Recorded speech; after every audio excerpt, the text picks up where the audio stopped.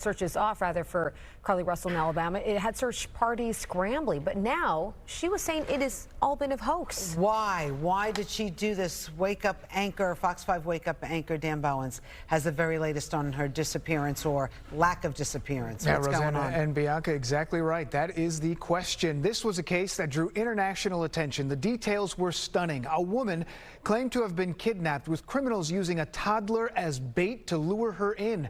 Circumstances that seemed almost unbelievable, and now after days of rumors, speculation, and a whole lot of questions, turns out it was all a lie. Carlee Russell, a 25-year-old woman from Alabama, claims she was abducted on July 13th after stopping to check on a toddler that was supposedly walking on the side of a highway.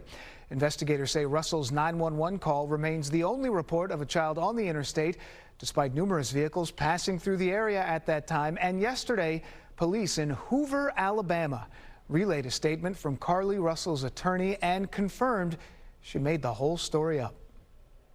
My client did not see a baby on the side of the road. My client did not leave the Hoover area when she was identified as a missing person.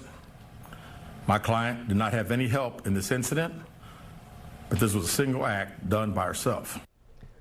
And investigators looked into her search history leading up to the alleged disappearance. Police said Russell looked up the term, quote, "Do you have to pay for an Amber Alert or search?" among other things that they found. Hoover police say Russell could eventually face charges. Nothing for now, though.